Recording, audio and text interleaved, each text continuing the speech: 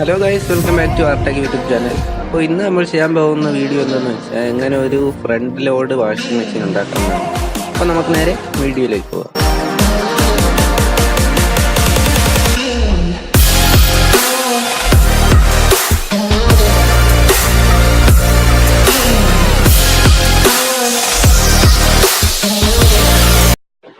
അപ്പോൾ ഇതിന് വേണ്ട സാധനങ്ങൾ എന്തൊക്കെയെന്ന് വെച്ചാൽ ഒരു പ്ലാസ്റ്റിക് ടിന്നും അതുപോലെ തന്നെ അതിൻ്റെ അടപ്പും, പിന്നെ ഒരു സ്റ്റീൽ ടിന്നും, അത് ആ പ്ലാസ്റ്റിക് ടിന്നിനകത്ത് ഇറങ്ങി നിൽക്കുന്ന അത്രയും അളവിൽ വേണം മുറിച്ചെടുക്കാൻ. ഓക്കെ, അപ്പോൾ അതുപോലെ ഒരു ട്യൂബും, പിന്നെ കാർഡ്ബോർഡും, പിന്നെ നമുക്കൊരു സബ്മേഴ്സിബിൾ മോട്ടോർ പമ്പ് വേണം.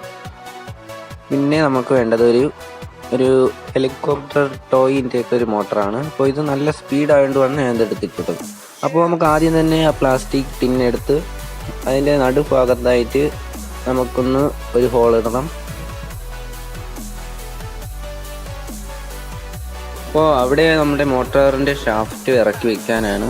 അപ്പോൾ കൃത്യം നടുക്കായിട്ട് തന്നെ ഇടാൻ ശ്രദ്ധിക്കുക. ഇതുപോലെ നടുക്കായിട്ട് തന്നെ ഇരിക്കണം. അപ്പോൾ ഇനി അടുത്ത് നമുക്ക് ചെയ്യേണ്ടത് ആ സ്റ്റീൽ ടിന്നെടുത്ത് ഒരു പ്ലെയറാണ് ഇപ്പോൾ എടുത്തിരിക്കുന്നത്. അവിടെ ഒരു ഹോൾ വരുന്ന രീതിയിൽ വെച്ചിട്ട് നമുക്ക് ഒരു സ്ക്രൂ ഡ്രൈവർ വെച്ച് അതിൽ ഹോൾ ഇട്ട് കൊടുക്കാം. അപ്പോൾ അത് മുഴുവൻ ഇങ്ങനെ ഹോൾ ഇടാം. നമുക്ക് എത്രത്തോളം ഹോൾ ഇടുന്നോ അത്രത്തോളം നല്ലതാണ്. എന്നിട്ട് നമുക്കത് മോട്ടറുമായിട്ട് സെറ്റ് ചെയ്യാം. അപ്പോൾ അതിന് വേണ്ടി ഞാൻ 2 പീസ് എടുത്തിട്ടുണ്ട് പ്ലാസ്റ്റിക്കിൻ്റെ. അപ്പോൾ അത് വെച്ച് നമുക്കൊരു സപ്പോർട്ടായിരിക്കും, അതുകൊണ്ടാണ് ഞാൻ അത് വെച്ചിട്ടുള്ളത്. അപ്പോൾ അതിനുശേഷം നമുക്ക് അത് രണ്ടും എടുത്ത് ഗ്ലൂ ഗൺ ചെയ്ത് വയ്ക്കാം.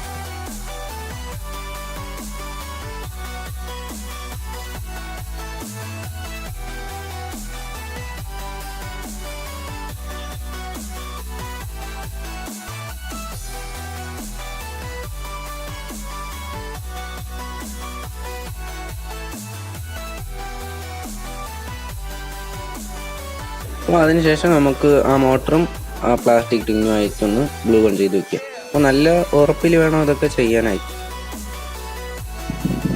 അപ്പോൾ ഒട്ടിച്ചതിന് ശേഷം നമുക്ക് ഇങ്ങനെ ഒന്ന് കറക്കി നോക്കുക. അപ്പോൾ സൈഡിൽ എവിടെയെങ്കിലും തട്ടും നിൽക്കുന്നുണ്ടെങ്കിൽ അപ്പോൾ നമുക്ക് വെച്ചത് ശരിയായിട്ടുണ്ടാവില്ല. അപ്പോൾ ഇപ്പോൾ കറക്കിയപ്പോൾ ഒരു കുഴപ്പവും ഉണ്ടായിരുന്നില്ല. അപ്പോൾ അടുത്ത് നമുക്ക് നമ്മുടെ വാഷിംഗ് മെഷീൻ്റെ അടപ്പ് ഉണ്ടാക്കണം. അതിനുവേണ്ടി നമുക്ക് ഇങ്ങനെ ഒരു ജോയിൻറ്റ് ആവശ്യമുണ്ട്. ഞാൻ ഇപ്പോൾ ഇതൊരു കുടയുടെ പീസാണ് എടുത്തിട്ടുള്ളത്. അപ്പോൾ നിങ്ങൾക്ക് വേറെ എന്തെങ്കിലും ജോയിൻറ്റ് കിട്ടുകയാണെങ്കിൽ അത് വയ്ക്കുന്നതായിരിക്കും നല്ലത്. അപ്പോൾ ഇതാണ് കുറച്ചുകൂടെ നല്ല സ്ട്രോങ് ആയിട്ട് തോന്നി, അതുകൊണ്ടാണ് ഇതെടുത്തത്. അപ്പോൾ അടുത്ത് നമുക്കിങ്ങനെ ഒരു വശത്തേക്ക് നമുക്കിങ്ങനെ ഒട്ടിച്ച് വയ്ക്കാം. അത് ഗ്ലൂ ഗൺ ചെയ്ത് വയ്ക്കുന്നതായിരിക്കും നല്ലത്.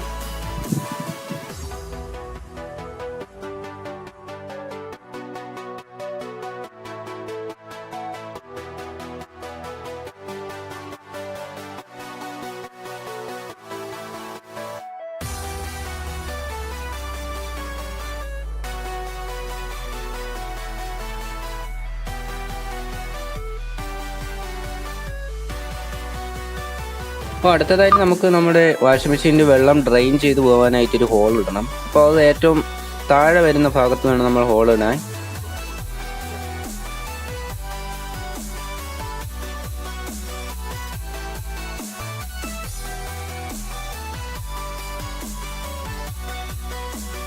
അതിനുശേഷം നമുക്ക് ഇതുപോലെ ഒരു പ്ലാസ്റ്റിക് ട്യൂബ് അവിടെ ഗ്ലൂ ഗൺ ചെയ്ത് വയ്ക്കുക.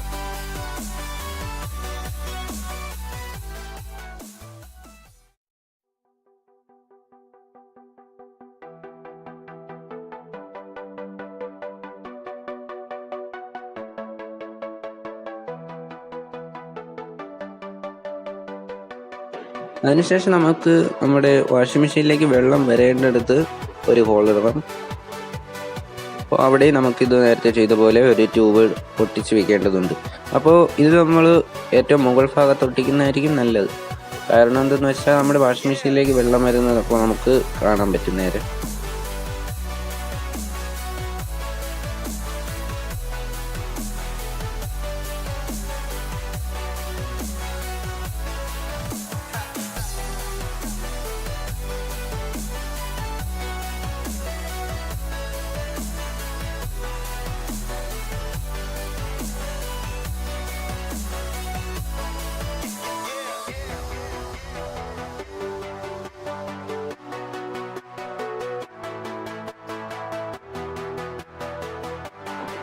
ഇനി നമുക്ക് ഇതുപോലത്തെ 2 സ്പോഞ്ചിൻ്റെ പീസസ് ആവശ്യമുണ്ട്.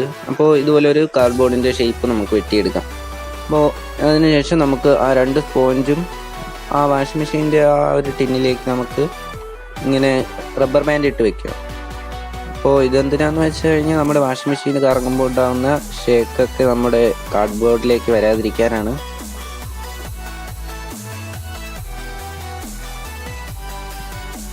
എന്നിട്ട് നമുക്ക് ഇത് ആ കാർഡ്ബോർഡിനുള്ളിലേക്ക് ഇറക്കി വെക്കാം.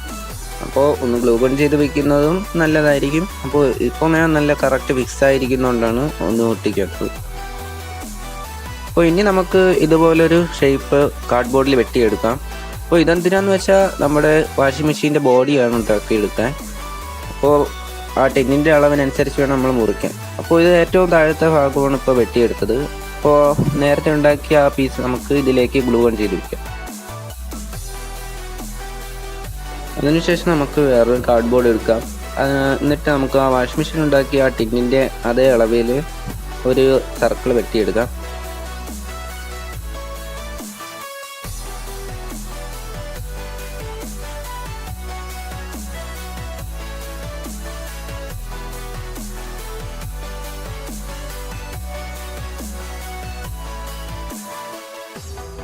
അപ്പോൾ എന്നിട്ട് അത് മാറ്റി വെച്ച ശേഷം നമുക്ക് വേറൊരു കാർഡ്ബോർഡിൻ്റെ പീസ് എടുത്ത് ബാക്കിയുള്ള ബോഡി ഭാഗങ്ങൾ ഒട്ടിക്കാം.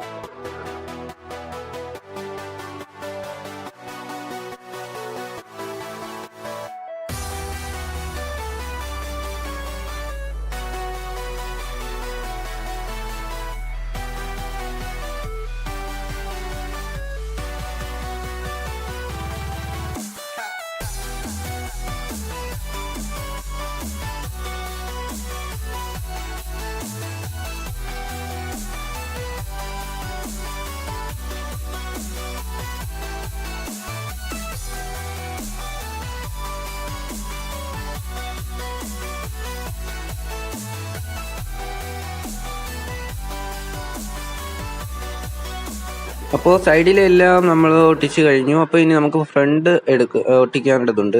അപ്പോൾ നമ്മൾ നേരത്തെ വെട്ടി വെച്ച ആ സർക്കിള് മാറ്റി വെച്ച ശേഷം ബാക്കിയുള്ള ഭാഗമാണ് ഇപ്പോൾ ഇവിടെ ഒട്ടിക്കുന്നത്. അപ്പോൾ അതുപോലെ തന്നെ ബാക്കിയുള്ള മുകൾ ഭാഗവും കൂടെ ഒട്ടിച്ചതിന് ശേഷം അപ്പോൾ നിങ്ങൾക്ക് ഇഷ്ടമുള്ള രീതിയിൽ ഇത് കളർ ചെയ്തോ അല്ലെങ്കിൽ വേറെ എന്തെങ്കിലും പേപ്പർ ഒട്ടിച്ചോ നമുക്ക് നല്ല ഭംഗിയാക്കി എടുക്കാം. അപ്പോൾ നമ്മുടെ വാഷിംഗ് മെഷീൻ്റെ പണിയെല്ലാം പൂർത്തിയായിട്ടുണ്ട്. അതിനുശേഷം നമുക്കിതൊന്ന് പ്രവർത്തിപ്പിച്ച് നോക്കാം.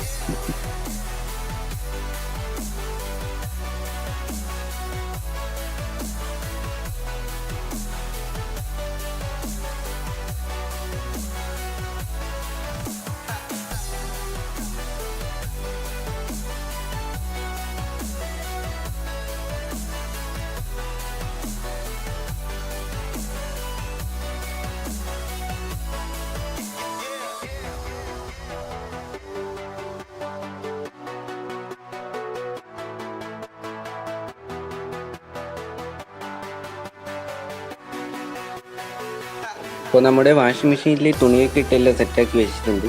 അപ്പോൾ ഇനി നമുക്ക് ആ സബ്മേഴ്സിബിൾ മോട്ടർ പമ്പ് ഒന്ന് ഓൺ ചെയ്യാം. അത് വെള്ളത്തിൽ മുക്കിയിട്ടതിന് ശേഷം വേണം പ്രവർത്തിപ്പിക്കാൻ. അപ്പോൾ ഇപ്പോൾ നിങ്ങൾക്ക് കാണാം ഇപ്പോൾ വാട്ടർ ലെവൽ ഉയർന്നു വരുന്നത്.